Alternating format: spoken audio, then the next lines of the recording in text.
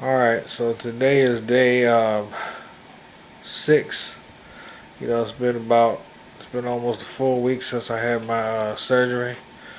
Um, I'm going to the doctor's office in a couple hours here, very shortly, to get the splints taken out of my nose. I don't know how long that'll take or how that's going to feel because I haven't had that done before. But hopefully it will relieve all the pressure that I'm having in my nose area. And like I say, you still can breathe out of your nose. This area here has been running, pretty much the whole time. I was getting less air out of this side and a little more out of this side. And right now it's like limited, it's about as limited as it's been, because now the stents have been in so long now that I think they're trying to heal with them in there, and that's probably why he wants to take them out. So we're gonna go ahead and get them out, and hopefully I can do a vlog on that at the doctor's office. If the doctor's cool, he'll let me shoot that for you. But yeah, you can breathe out of your nose. It's aggravating. It's not gonna be much air. Sometimes you're going to get more air than other times. And sometimes you ain't going to get hardly anything. And it's going to fluctuate. But you can get something. So I know that was my main concern. And that's probably your main concern as well. And, it's just important to know that you can get some air, out of it. And hopefully we'll see how that goes when I go down there, so I can get back to my full amount of air that I normally would get. But like I keep saying, the opening that they make in your mouth where they take your tonsils out and your uvula reduction and all that stuff, you'll have more room in your mouth anyway. So even though you can't breathe out of your nose like before, if I just was breathing out of my mouth, couldn't breathe out of my nose, like I probably couldn't even walk up a 3-story steps, like or escalator or something, because it would be like I almost out of breath. But that part wasn't too bad. But would I want to do it over again? Hell no. So, I hope I can get you some more footage on that. And then I'm gonna break all this stuff down, tell you how I went each day, piece by piece, to help you make your informed decision, because I know there's a lot of information on the internet. If you're not careful with that and you keep looking on the internet, it'll scare you to death. But it's basically, it all boils down to your faith, your doctor, and having the right awareness. And all people are different. What's pain to you might not be pain for others. My best day might have been your worst day. My worst day might have been your best day. So it all depends, but I'll break all that stuff down later. And so I'll holler back at y'all. Alright. This one making me laugh. Alright, I got my I'm in here looking inconspicuous, but about to get these tubes taken out of my nose.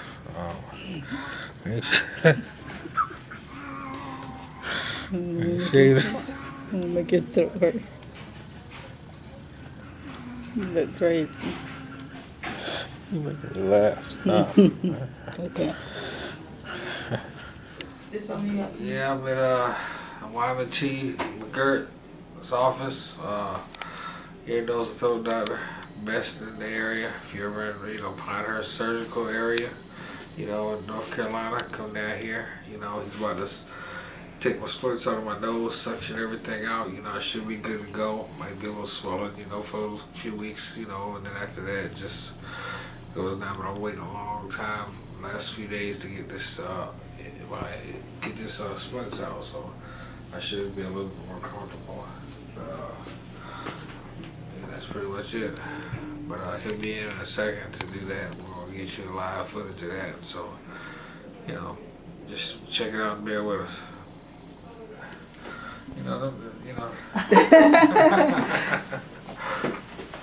How's your throat?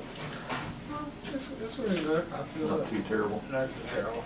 Dr. McGirt, that medicine? Yeah. Oh my gosh, they did not have it anywhere. The pain medicine? Yeah, I heard there was some controversy. I went into We can head back there and I'm gonna tilt you this way just a little bit. Have you been irrigating your nose? Yeah. The It nurse zooms gonna come. in. Come on, be on this side, baby. You gotta zoom in. It already zooms Oh, wow. Joke in there. Where's all that man? He, some slime, like I told her. It looked like snail slug stuff was coming out. I was nervous. I was like, what is that?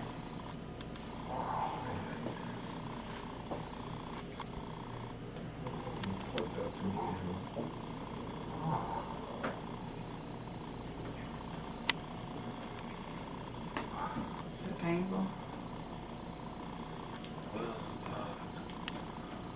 I need to do a little bit of suction in there. You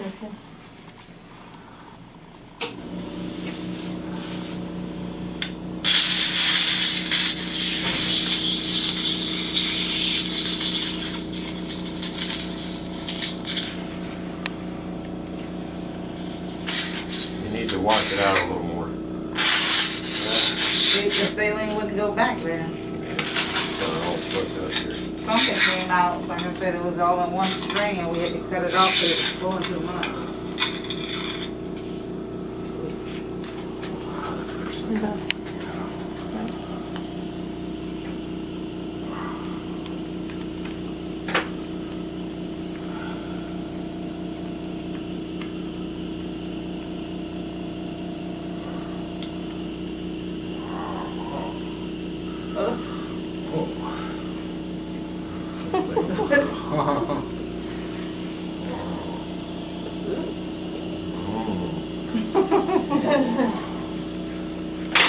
You can see I it can later. imagine that was in there. Yeah.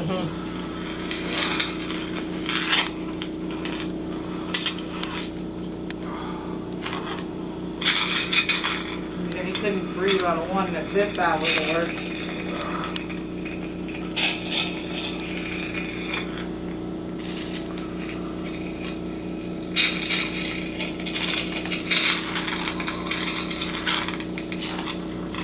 Feel better? Yeah. Can you breathe better? We'll take a look in the back of your throat here. He was wondering about the colors, like it was white before and then it's green or something, and he's just like, is something wrong? Yeah, it's still healing, but you have a little bit of thrush going on. Give me a Say big out. Good. All right, we're done. The thrush is no problem? Well, we may put him on a little mouth rinse. It's got a nice statin in it. It looks like he got some steroid and antibiotic, and I'm gonna give him a rinse that'll help kind of get that to settle down. Will he be dripping through the day, where you just took out? Not really. I wouldn't expect to. He should be good. What about the amoxicillin? Finish it out. Finish it What I'm out, but gonna no tell more you, needed. McGirt, you ever need your tonsils taken out or UPP surgery, he's a go-to guy. All right? I highly recommend All it. right, we got. What's up, y'all? It's day 6. Went to the doctor today. Dr. McGirt took the stents out of my nose. I immediately felt a whole lot better. As soon as they came out, it was like, it was just unbelievable. The air quality, just the air, it just, it just felt, man. Those things are painful, coming out though. Those stents they put in your nose.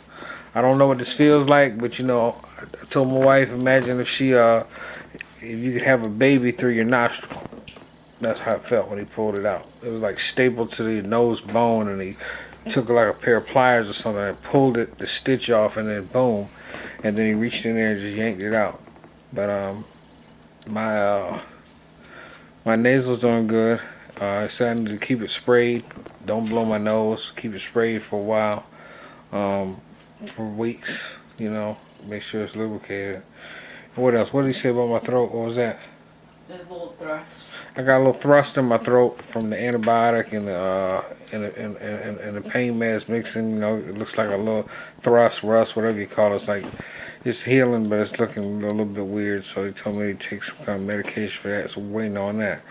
And but other than that, you know, still I got a bigger appetite, but I'm just not eating that what my appetite would be. You know, I tried to eat some stuff earlier. I just went back to my old suit, you know, to work for me when I was sick. I like this suit, and still drinking, you know, whatever I drink. Like You found that soda didn't work. I found a soda didn't work. I had some Sunkist. I'll show you what I had. Just because I was at the store, I had just tried a diet Sunkist, and it was terrible. It was like sweet. I just couldn't drink it. It was just horrible. And he also drained the stuff from my nose. He had like a tool, like a suction tool, and he took a lot of that stuff out because it was just caked in there so bad. I thought about letting him hit it again, but it just, you know, he told me just to keep spraying. It'll come down. It was probably way up there somewhere. But I thought about telling him to hit it again, but I'm good. I don't want to mess nothing up or do nothing. I can breathe. You know what I mean? Compared to where I was not even 2 weeks ago before the surgery, like, I can breathe. So I'm going to clarify all this stuff up. You know, a lot of your anxiety, fear, because, I mean, I was watching YouTube every day. And I'm going to just tell you how I went through. Everybody heals different. Everybody's different. I did have some rough days. I did have some days, you know, the first beginning of it, like when I was under the medication and I get out of the hospital and the skin's still tender from the surgery, I ain't really feel nothing.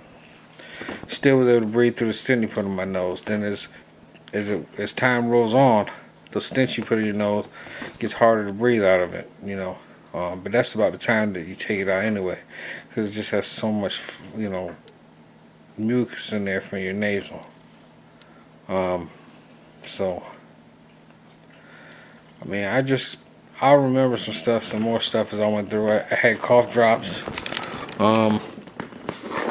saline. I'll make a list and all this stuff, but it all boils down to this: it's your faith. You know, I wouldn't spend too much time worried about, you know, everybody else's situation is different.